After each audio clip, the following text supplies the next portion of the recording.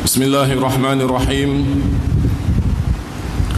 Alhamdulillahi rabbil alamin. Wal 'aqibatu lil muttaqin wa la 'udwana illa 'alal zalimin. Wassalatu wassalamu ala sayyidil anbiya'i wal mursalin wa ala alihi wa sahbihi ajma'in. Allahumma la 'ilma lana illa ma 'allamtana fa'allimna ma yanfa'una wanfa'na bima 'allamtana warzuqna 'ilma. Qala rabbi shrah li sadri wa yassir li amri wahlul 'uqdatam min lisani yafqahu qawli. Assalamualaikum warahmatullahi wabarakatuh. Alhamdulillah, tuan-tuan, puan-puan, para jemaah yang dirahmati Allah Subhanahu wa taala sekalian. Syukur kita pada Allah Subhanahu wa taala yang mana Allah Subhanahu wa taala memberi kita taufik dan hidayah dan memilih kita untuk kita bersama-sama hadir di dalam masjid yang mulia ini untuk kita solat fardu maghrib, dan kemudian kita dapat duduk dalam majlis ilmu untuk kita membincangkan dan mengenali lebih dekat tentang sirah Nabi kita Muhammad sallallahu alaihi wasallam. Pada kelas yang lepas kita telah membincangkan beberapa insan yang hebat. Di antaranya ialah Hafsah anak Sayyidina Umar radhiyallahu anhuma, yang banyak beribadat, takwanya tinggi, banyak berpuasa, sawamah, qawamah, banyak bangun malam, banyak bertahajud, solat-solat sunat dan sebagainya. Kemudian kita juga telah membincangkan tentang Zainab binti Khuzaimah, yaitu isteri Nabi sallallahu alaihi wasallam yang banyak bersedekah. Dipanggil Ummu Masakin, iaitu ibu kepada orang-orang miskin, kerana banyaknya beliau membantu orang-orang susah, orang miskin, hingga beliau digelar sebagai Ummu Masakin. Kemudian kita juga telah membincangkan tentang satu orang insan yang hebat juga, iaitu Al-Hasan bin Ali bin Abi Talib, cucunda Nabi SAW, iaitu abang kepada Husain, yang insya-Allah nanti kita akan bincangkan juga tentang adik beliau, iaitu Husain radhiyallahu anhu, cucu Nabi SAW yang disayangi. Dan kita juga telah menyentuh tentang hukum, sedikit tentang hukum anak kecil yang panjat pada orang yang sedang solat. Dan akhir sekali kita telah menyentuh secara ringkas tentang Uthman bin Affan, sahabat Nabi SAW yang pernah mengahwini dua putri Nabi SAW, iaitu apabila isteri pertama beliau telah meninggal dunia, iaitu anak Nabi SAW, Ruqayyah, yang telah meninggal dunia pada awal-awal hijrah.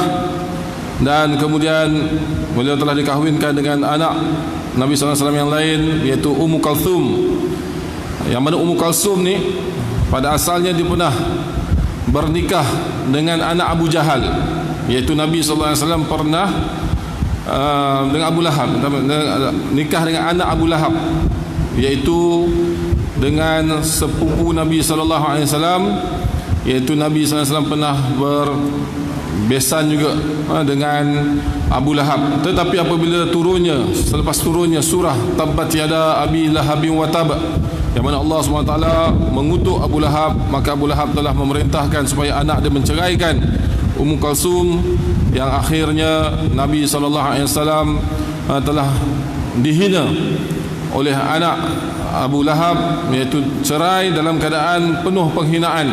Dia hina anak Nabi dan dia hina Nabi SAW, tetapi Ummu Kalsum belum disentuh lagi oleh anak Abu Lahab ketika diceraikan, iaitu tidak pernah bersama dengan anak Abu Lahab. Baik, ringkaskan cerita, Ummu Kalsum pun telah meninggal dunia sewaktu hayatnya Nabi SAW. Ringkasnya, semua anak Nabi SAW meninggal dunia ketika Nabi SAW masih hidup, kecuali anak baginda SAW yang bernama Fatimah radhiyallahu anha, iaitu isteri Sayyidina Ali radhiyallahu an, yang meninggal dunia 6 bulan selepas kewafatan Nabi SAW. Oleh kerana itu, tuan-tuan, puan-puan Allah sekalian, sekiranya kita ditimpa apa-apa ujian yang hebat, kita kena ingat bahawa ujian Nabi SAW lebih hebat lagi. Ketika Nabi SAW gembira melihat anak dia sedang membesar, umur setahun, 2 tahun, meninggal dunia. Semua anak lelaki dia kecil, meninggal dunia waktu kecil. Kemudian anak perempuan, tinggal anak perempuan pun semuanya meninggal depan mata dia waktu dia hidup. Bagaimana sedihnya Nabi SAW. Baik, pada malam ini insyaAllah kita akan masuk tajuk yang baru, iaitu peristiwa yang berlaku pada tahun 3 Hijrah yang diberi tajuk sebagai ringkasan Perang Uhud. Perang Uhud ni sebenarnya kisah yang panjang, tapi kitab kita ini tulis apa? Ringkasan Perang Uhud. Perang ini berlaku pada hari Sabtu pertengahan bulan Syawal 3 Hijrah. Sebahagian kitab menulis bahawa hari Sabtu 7 Syawal. Syawal ni bulan raya, tengah seronok raya, ada berita orang kafir Quraisy nak serang Madinah. Nabi SAW pun telah bermesyuarat dengan para sahabat macam mana nak atur strategi perang. Maka berlakulah peperangan di medan Perang Uhud pada bulan Syawal 3 Hijrah. Ni Perang Uhud ni tuan-tuan puan sekalian, antara peperangan yang nak tak nak kita kena tahu, tak banyak sikit pun kita kena tahu. Setidak-tidaknya ingat nama. Setidak-tidaknya kita ingat nama ni. Ada 6 peperangan di zaman Nabi sallallahu alaihi wasallam kita kena tahu, kena ambil tahu. Sebagai usaha kita mengambil tahu sirah Nabi sallallahu alaihi wasallam, mempelajari sirah Nabi sallallahu alaihi wasallam. Ada 6 peperangan besar. Yang pertama peperangan Badar. Kita dah belajar dah dalam tajuk yang sebelum ini, tajuk tahun kedua Hijrah. Kemudian peperangan apa yang perlu kita tahu? Ni peperangan yang kita nak bincangkan pada malam ini, peperangan Uhud. Yang ketiga, nanti insya-Allah kita akan belajar peperangan Khandaq, Parit. Peperangan Khandaq ataupun Parit ataupun peperangan Ahzab namanya. Khandaq ataupun Ahzab. Kalau kita baca dalam buku ada sebut perang Khandaq, perang Ahzab, itu peperangan yang sama. Yang keempat, peperangan Khaybar, iaitu Nabi SAW menyerang perkampungan Yahudi yang telah mengkhianati Nabi SAW. Dan yang kelima, peperangan Hunain yang berlaku selepas Fathu Mekah. Dan yang keenam itu sendiri adalah Fathu Mekah, iaitu kemenangan Nabi SAW membuka kota Mekah. Baik, itu 6 peperangan yang kita perlu tahu serba sedikit. Pada malam ini kita akan menyentuh peperangan yang kedua yang besar, iaitu peperangan Uhud. Baik, sebab utama perang ini ialah kufar Quraisy ingin membalas dendam atas kekalahan mereka dalam perang Badar. Kita dah belajar dah sebelum ni perang Badar macam mana berlaku, dan mengembalikan kedudukan yang tergugat di kalangan Arab setelah mengalami kekalahan dalam perang Badar. Quraisy ni dia satu kaum yang terkenal dengan kehebatan. Ibaratnya kita kalau kat Malaysia ni orang Melayu lah kan, ketuanan Melayu kan, Melayu. Bila sebut Melayu, tapi bayangkan Melayu ni sebagai contoh lah, nak bayangkan macam mana Quraisy malu ketika itu. Melayu punyalah ramai, punyalah hebat, tanah air dia sendiri. Tiba-tiba bila lawan dengan orang yang macam mendatang, kalah. Malulah. Itu sebagai contoh gambaran bagaimana Quraisy waktu tu rasa malu. Tentera dia lebih ramai.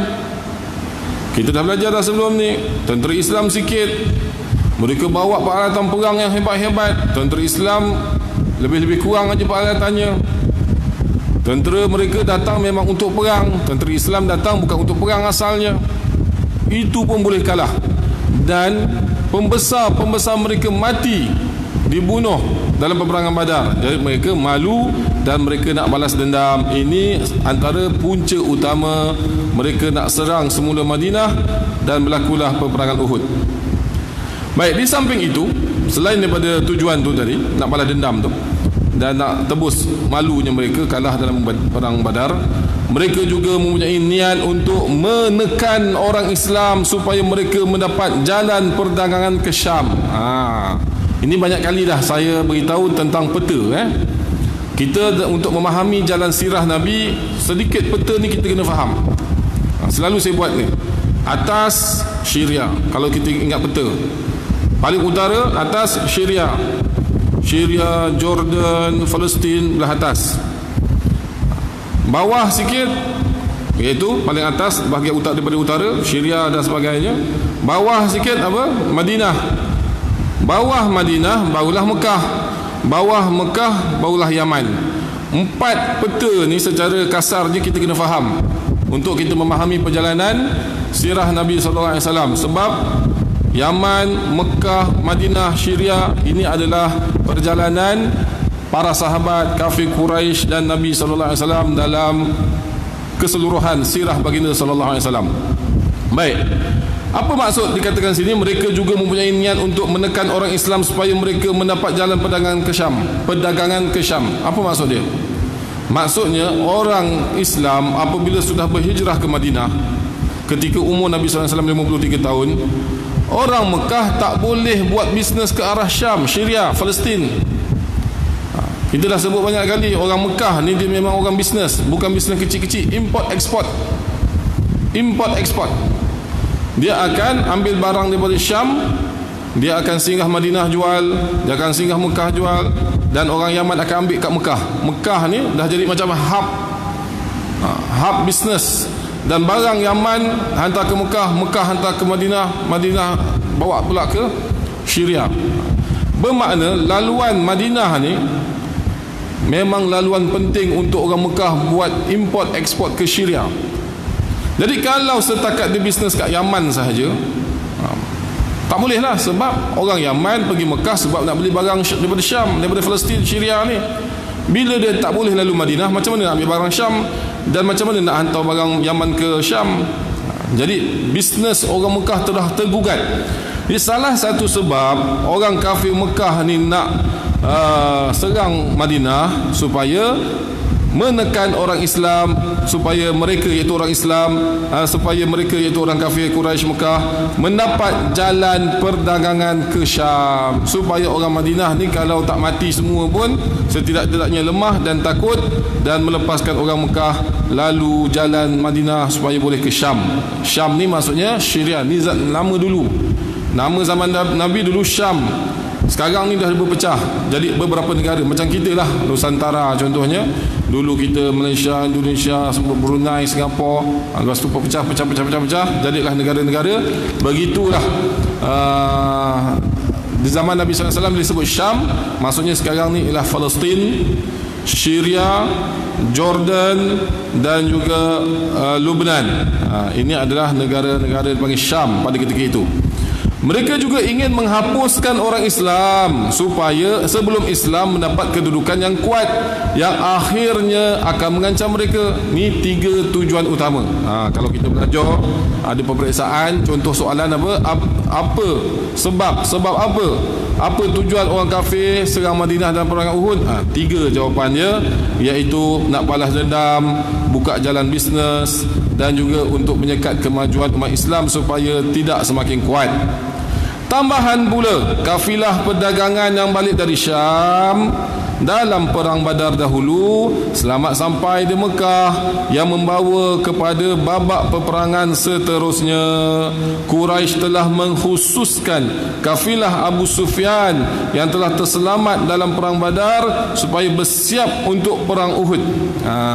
Orang kafir mesyuarat bincang, kata apa? Wahai Abu Sufyan, dulu perang Badar tahun lepas ramai terbunuh.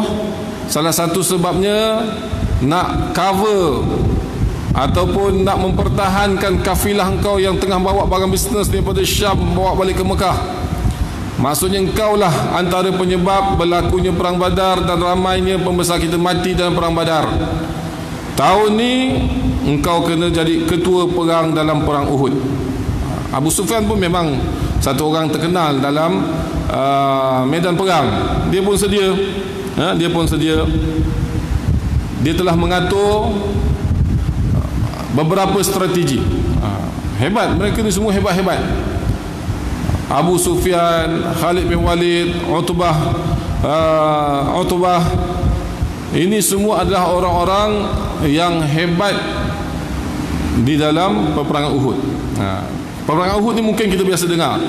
Tetapi nanti saya nak sentuh beberapa nama-nama penting yang kita perlu kenal, sama ada daripada pihak Islam ataupun pihak kafir. Dari pihak Islam, antara iaitu tentera Islam yang perlu kita kenal dalam perang Uhud ni, Nabi SAW sendiri, dia pemimpin utama. Kemudian Hamzah, iaitu pakcik Nabi SAW yang syahid gugur di medan Uhud.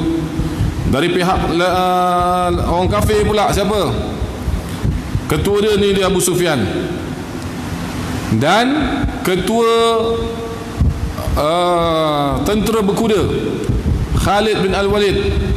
Ni pun insya-Allah ada masa nanti kita akan sentuh, tak malam ni, pada kelas akan datang orang-orang yang hebat ni. Begitu juga Utbah bin Abi Jahal. Ini semua mereka ni, dan juga Hindun bin Utbah. Hindun bin Utbah. Ini semua mereka ni dalam perang Uhud, tuan-tuan puan sekalian, orang yang berusaha untuk bunuh Nabi SAW dan para sahabat. Tetapi mereka ni semuanya akhirnya masuk Islam. Hebatnya dakwah Islam, hebatnya akhlak Nabi SAW.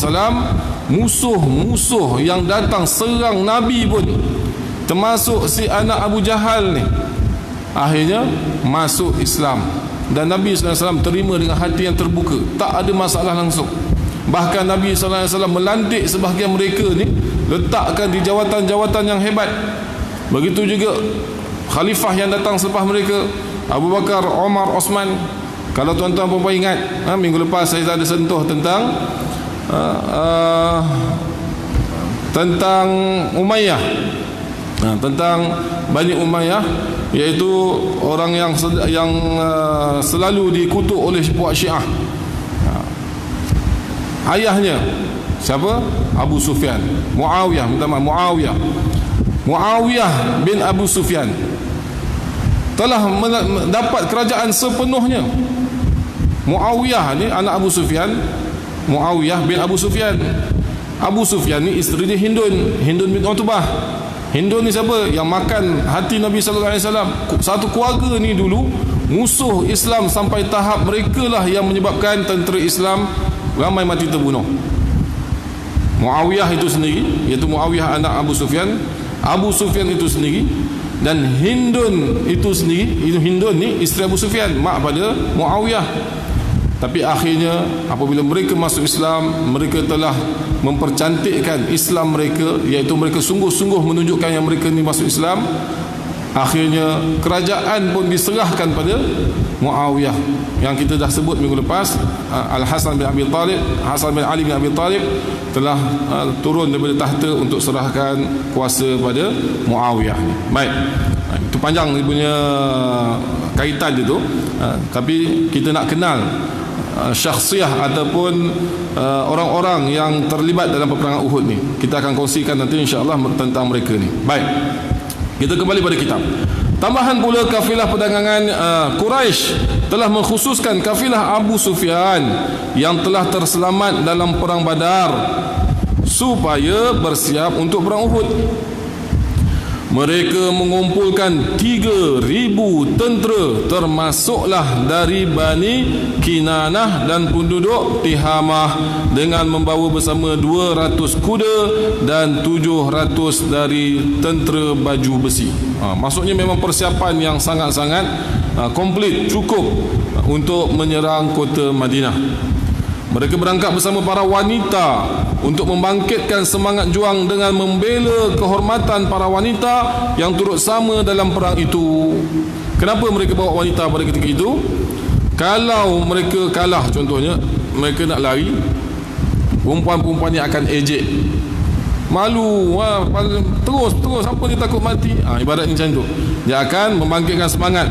Mereka berangkat bersama para wanita untuk membangkitkan semangat juang dengan membela kehormatan para wanita yang turut sama dalam perang itu.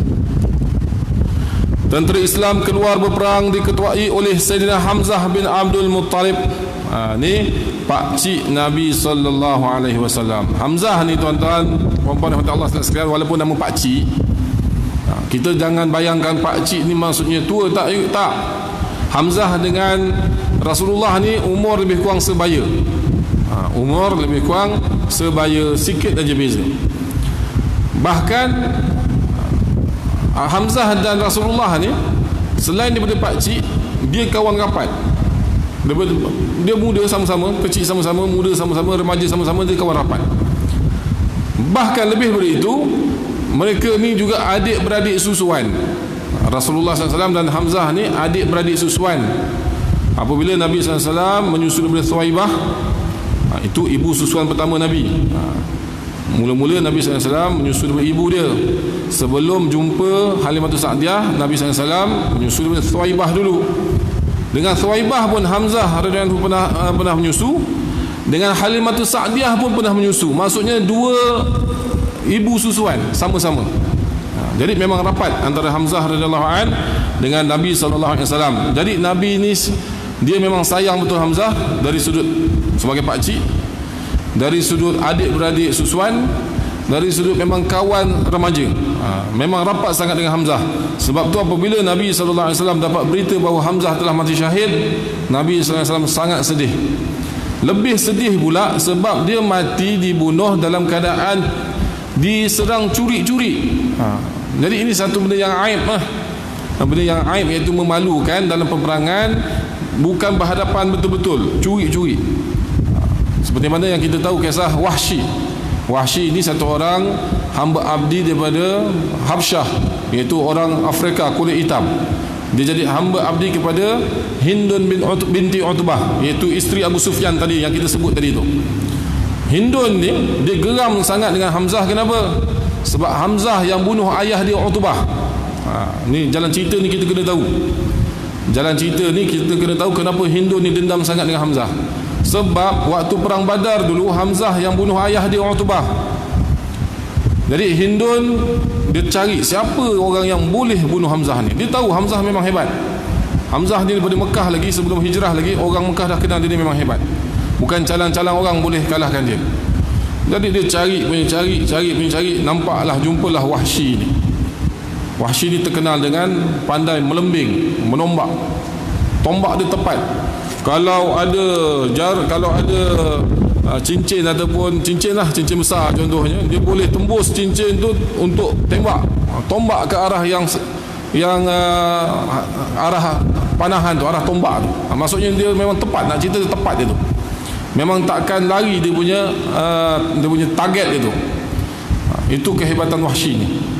Jadi dia pun jumpa Wahsy, wahai Wahsy, aku janji dengan kau, kalau kau dapat berjaya bunuh Hamzah, aku akan merdekakan kau dan aku akan beri kau harta yang banyak.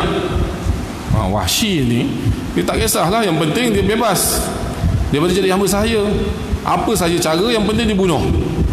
Tak kira bunuh curi-curi ke, tikam daripada belakang ke, yang penting dia bebas. Jadi apabila sampai ke peperangan Uhud, itu yang dia telah perhatikan Hamzah dari jauh dan dia tombak dari jauh. Dan perkara ini mengaibkan dalam medan perang zaman dahulu. Serang cara hendap macam tu aib, iaitu malukan, tak jantan lah orang kata, ya? Jadi Nabi SAW sangat sedih atas kematian Sayyidina Hamzah bin Abdul Muttalib ni. Ketika tentera Islam berada di suatu tempat di antara Madinah dan Uhud, ketua munafik Abdullah bin Ubay bin Salul bersama 300 tenteranya menarik diri. Peta, ingat semula peta kan? Madinah, atas Madinah, utara Madinah Uhud, Mekah selatan, Uhud berlaku di arah utara Madinah. Ni pun kena faham juga ni. Kenapa kalau kita tengok peta contohnya, kenapa orang kafir Quraisy Mekah ni dia tak serang daripada arah selatan Madinah? Mekah, Madinah, Uhud. Kenapa dia orang pusing atas serang Madinah? Kenapa dah tentulah Madinah tu arah utara dia, serang aje lah daripada arah selatan, iaitu selatan Madinah. Kenapa? Sebabnya Madinah ni tuan-tuan sekalian, dia adalah satu tempat yang dikelilingi oleh batu-batu hitam, batu-batu kerikil hitam. Kanan kiri, barat dan timur Madinah ni dia penuh dengan bukit bukau. Dan bukit bukau tu dia punya tanah dia tu tanah batu kerikil, bukan macam tanah kita ni, bukan padang pasir. Ada setengah gunung dia padang pasir, ataupun dia batu yang memang kuda boleh lalu, tak ada masalah. Tetapi barat dan timur Madinah, barat dan timur Madinah, gunung gadang dia batu kerikil, kuda tak boleh lalu, unta tak boleh lalu, terpeleot nanti, kaki termasuk dalam. Jadi mereka tak boleh serang daripada kanan ataupun kiri Madinah, iaitu timur dan barat Madinah. Ada pilihan apa? Pilihannya sama ada selatan, iaitu daripada bawah Madinah, ataupun utara, daripada atas Madinah. Kenapa tak serang daripada selatan? Sebab selatan Madinah ni penuh dengan kebun kurma. Penuh dengan kebun kurma. Kebun kurma ni pula dikepung, maksudnya ada tembok-tembok. Jadi tak boleh nak serang laju tu, tak boleh. Tempat yang terbaik mereka masuk serang ialah daripada arah utara, daripada arah utara. Jadi Nabi SAW memang tahu tentera Makkah ni memang confirm akan datang dari arah utara, confirm. Tak ada jalan lain dah dia nak masuk. Jadi Nabi SAW telah berbincang dengan para sahabat. Okay, macam mana ni kita nak kena serang? Adakah kita nak tunggu dalam Madinah, orang kafir serang nanti, kita pertahankan, dipanggil strategi perang dalam bandar, strategi perang dalam bangunan. Mungkin tuan-tuan perempuan ni ada bekas-bekas tentera, polis dan sebagainya, tahu sikit sebanyak benda-benda macam ni. Strategi perang dalam bangunan, maksudnya dia tunggu je dalam rumah dia ada tentera, panah je lah, tombak dan sebagainya. Agak-agak dia masuk rumah baru mula lawan pedang. Nabi SAW tanya, kita nak tunggu dalam Madinah ataupun kita nak tunggu di luar Madinah, iaitu di Uhud, supaya kita bertempur kat luar sahaja. Asalnya Nabi SAW nampak gaya memang nak pilih strategi perang dalam bandar, iaitu dalam bangunan, bukan di medan peperangan, bukan di lapangan. Tetapi ada sahabat-sahabat yang baru masuk Islam, sahabat-sahabat yang tak sempat perang, ikut perang Badar tahun lepas. Mereka ni himasah, mereka ni semangat. Mereka kata, wahai Rasulullah, kita pergi medan tempur, lapangan, kita jangan tunggu dalam Madinah ni. Nabi SAW bila nampak mereka dah semangat macam tu, dan mereka macam ada tekan syur, tekan pendapat, Nabi SAW pun buat keputusan pergi ke lapangan, iaitu di Gunung Uhud. Dan Nabi SAW terus masuk rumah pakai baju besi. Waktu Nabi SAW masuk rumah pakai baju besi tu, para sahabat ni tadi dah rasa macam salah. Nampak gaya tadi Nabi ni macam lebih mengutamakan perang dalam Madinah, bukan di luar Madinah, bukan di lapangan tadi. Salah je pula kita ni. Nabi pun bila keluar dengan baju besi, Nabi kata, wahai Rasulullah, terpulanglah pada engkau.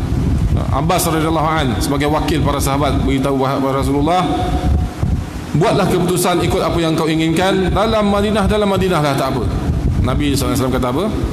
Pantang seorang Nabi kalau dah pakai sarung baju perang, baju besi, dia berpatah balik. Maksudnya dah buat keputusan keluar, kena keluar, tak boleh nak patah balik dah. Jadi terus Nabi SAW telah mengajak dan menyuruh para sahabat. Akhirnya terkumpullah 1,000 orang. Banyak ni 1,000 orang. Tahun lepas perang Badar 300 saja, 313. Ini 1,000, hebat lah ni, ramai lah. Walaupun nak lawan dengan 3,000 tadi, 1,000 nak kira dah ramai lah. Nabi SAW pun bawa lah para sahabat hinggalah satu tempat. Nabi SAW berdiam dulu sebentar di situ.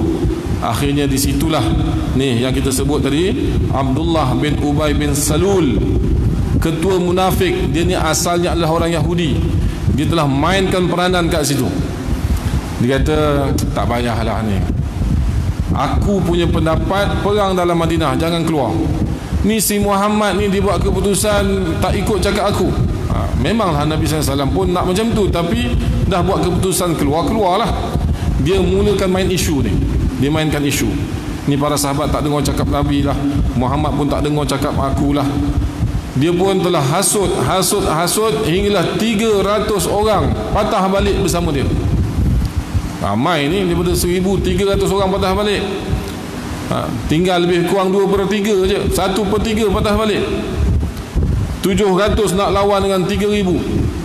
Tetapi Nabi SAW teruskan juga hinggalah sampai ke medan peperangan Uhud. Ini maksud yang disebutkan di sini, ketua munafik Abdullah bin Ubay bin Salul bersama 300 tenteranya menarik diri. Jadi kadang-kadang para sahabat tentera yang masih berbaki 700 tu ada juga lemah semangat. Allah lah, 300 orang tarik diri.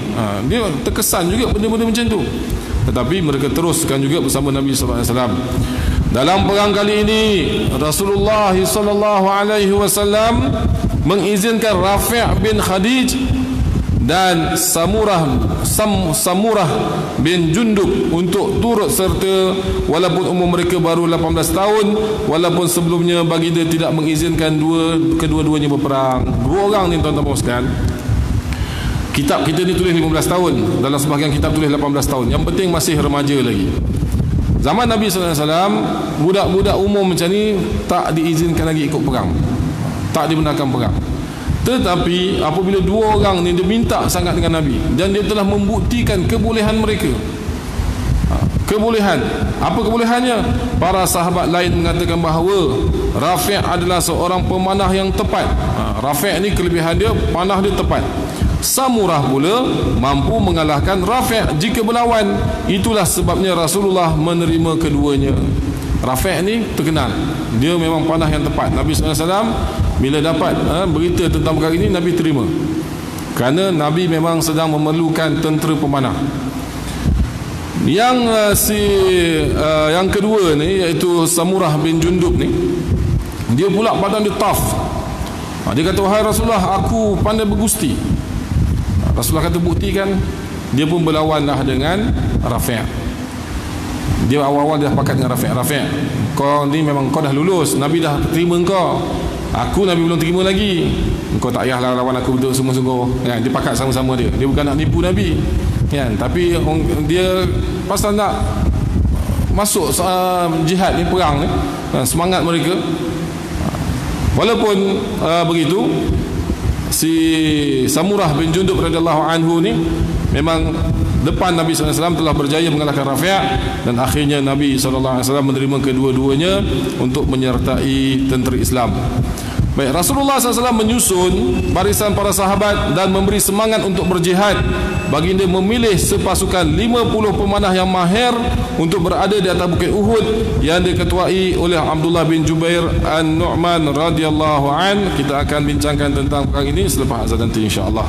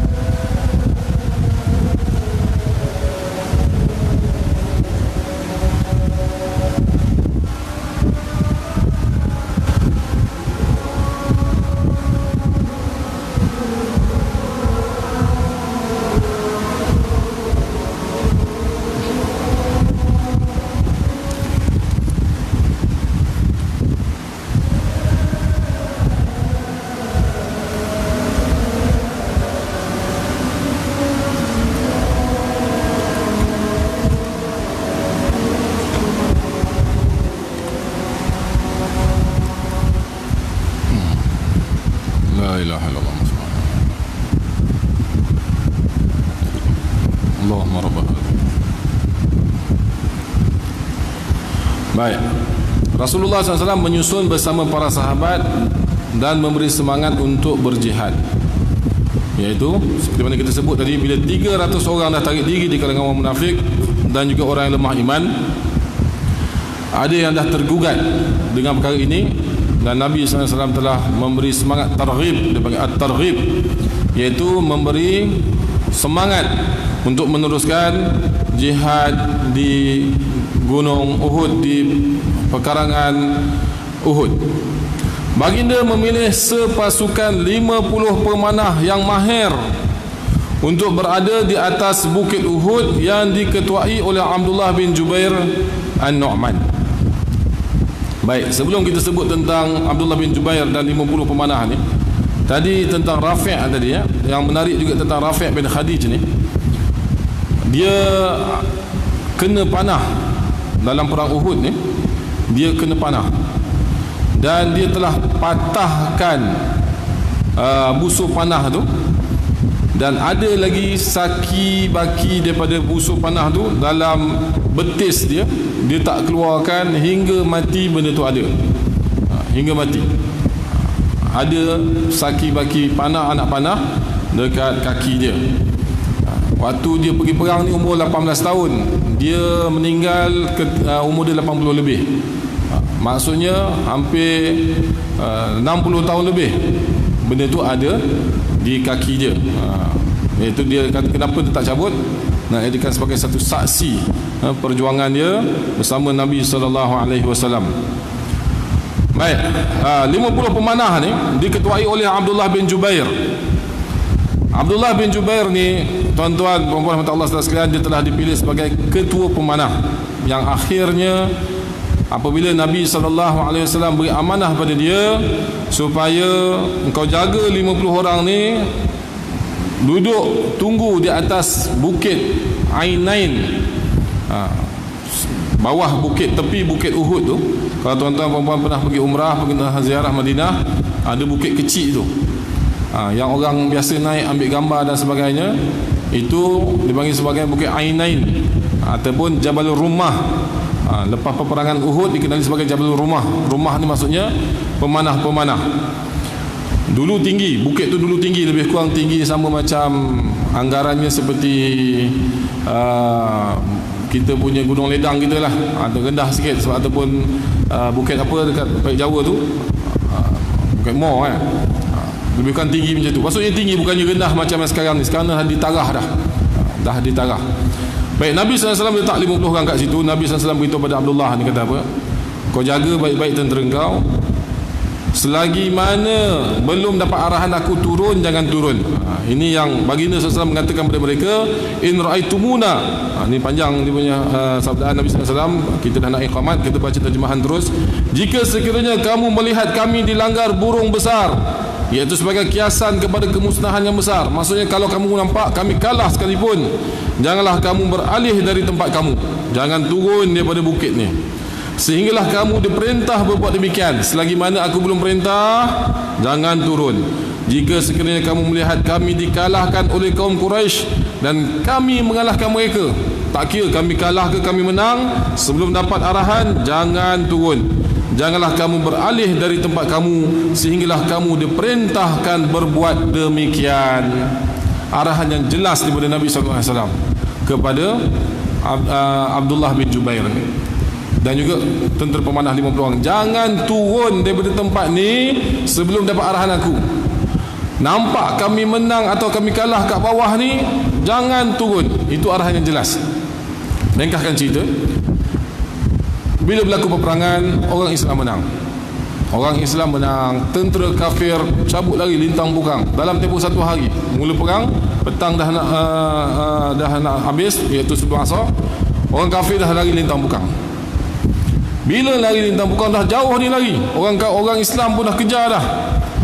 Yang atas bukit ni dah takbir, Allah Akbar, menang, jom turun, tunggu apa lagi? Abdullah bin Jubair kata, jangan, tunggu arahan Nabi SAW. Tunggu arahan, belum dapat arahan untuk turun. Mereka turun, 40 orang turun, tinggal 10 orang aja ke atas. Rupa-rupanya ada satu lagi tentera kafir yang belum berganjak lagi, iaitu tentera berkuda. Kalau sebagai bayangannya kan, Jabal Rumah tempat berlakunya peperangan, Uhud sebelah kanan. Jadi Khalid bin Walid ni dia telah bersembunyi di sebalik gunung Uhud ni. Orang Islam tak tahu Khalid bin Walid bersama tentera berkuda ada belakang gunung Uhud. Bila Khalid bin Walid nampak Jabal Rumah ataupun bukit yang ada pemanah ni tadi dah kosong, dia pun serang daripada belakang. Orang Islam kejar orang kafir lari ke arah utara. Ingat arah utara, dia lari. Orang kafir dah lari ke arah utara supaya nak balik ke Mekah. Orang Islam dah kejar. Tentera pemanah ni sebenarnya jaga daripada arah belakang. Bila arah belakang tentera Islam ni dah lopong, semua dah turun, Khalid bin Walid serang daripada bawah, daripada belakang, daripada arah selatan. Dia serang, akhirnya yang 10 orang atas itu termasuklah Abdullah bin Jubair telah mati syahid. Yang mana Abdullah bin Jubair ni telah menggunakan semua panah dia, satu panah satu musuh, satu panah satu musuh. Akhirnya panah dia habis. Bila panah dia habis, dia telah teruskan juga jihad dia dengan apa yang ada pada dia. Dan akhirnya dia telah dipanah. Orang kafir dah sampai kat dia, tombak pula dia, robek isi perut dia, sampailah dia telah gugur syahid. Jadi nanti sambungkan cerita insyaAllah minggu depan, sekiranya ada kelas insyaAllah kita akan sambung lagi. Tapi sebagai penutup, antara orang-orang penting dalam peperangan ini, antara orang kafir ialah Sufyan itu sendiri, iaitu Abu Sufyan, ketua tentera, Khalid bin Walid, dan Ikrimah bin Abu Jahal, bukan Utbah, Ikrimah bin Abu Jahal. Ikrimah bin Abu Jahal bersama Khalid bin Walid, dan juga Hindun, isteri Abu Sufyan. Semua ni orang-orang yang mainkan peranan sampailah tentera Islam ramai terbunuh. Tetapi akhirnya mereka ni semua masuk Islam, termasuklah si Ikrimah anak Abu Jahal ni. Ikrimah anak Abu Jahal ni, tuan-tuan sekalian, sebagai penutup bagi kelas kita malam ni, saya nak kongsikan tentang akhlak Nabi sallallahu alaihi wasallam. Ikrimah bin Abu Jahal ni, anak Abu Jahal ni, ketika nak masuk Islam, dia datang daripada Mekah naik kuda sampai ke Madinah, 450 km kalau ikut highway sekarang ni, 420 km. Dia naik kuda jumpa Nabi SAW. Nabi dapat wahyu dari Allah Ta'ala, beritahu Ikrimah nak datang. Nabi pun beritahu pada para sahabat, sebentar lagi Ikrimah akan datang untuk masuk Islam. Nabi kata apa? Jaga akhlak kamu, jangan sesekali kutuk ayah dia. Masya Allah, hebat akhlak Nabi SAW, hebat, sangat-sangat hebat. Nabi dah kena macam-macam dengan Abu Jahal. Inilah orang yang paling banyak menganiaya Nabi SAW ketika di Mekah. Dan si Ikrimah ni pun telah menyebabkan tentera Islam ramai mati dalam Uhud. Bila nak datang masuk Islam, Nabi SAW beritahu dengan sahabat-sahabat yang ada depan dia ni, dia kata sebentar lagi Ikrimah nak datang, nak masuk Islam, kamu jangan kutuk ayah dia. Kadang-kadang mungkin ada yang terlepas cakap, engkau ayah engkau dah banyak buat macam-macam pada Nabi, engkau nak masuk Islam pula. Mungkin terkeluar macam-macam. Sebelum apa-apa Nabi nasihat, jangan kutuk ayah dia. Sebab sekiranya siapa mengutuk orang yang mati akan menyakitkan hati orang yang hidup. Ini akhlak Nabi SAW.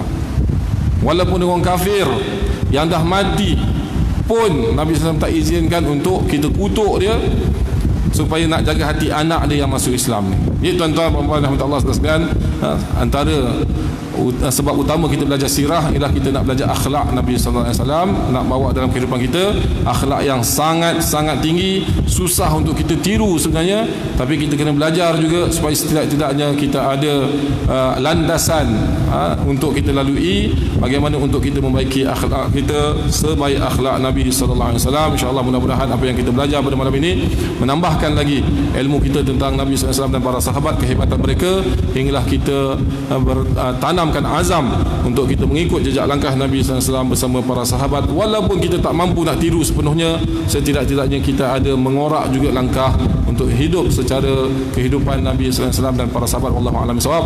Apa yang baik daripada Allah Taala, apa yang tidak baik atas kelemahan dan kekurangan diri saya walaupun semuanya datang dari Allah Subhanahu wa taala. Bismillahirrahmanirrahim. Alhamdulillahirabbil alamin. Wassalatu wassalamu ala asyrafil anbiya'i wal mursalin wa ala alihi washabbihi ajma'in. Allahumma inna nas'aluka ilman nafi'a wa 'amalan mutaqabbala wa imanan kamila wa yaqinan sadiqan wa rizqan wasi'an halalan tayyiban mubarakan fihi wa shifaa'an min kulli da'. Allahumma rabbana ighfir lana wa liwalidina wa lil mu'minina yawma yaqumul hisab. Rabbana atina fid dunya hasanatan wa fil akhirati hasanatan wa qina adzaban nar. Sallallahu ala sayyidina Muhammad wa ala alihi washabbihi wasallam. Subhana rabbika rabbil izzati amma yasifun. Salamun ala al mursalin walhamdulillahi rabbil alamin.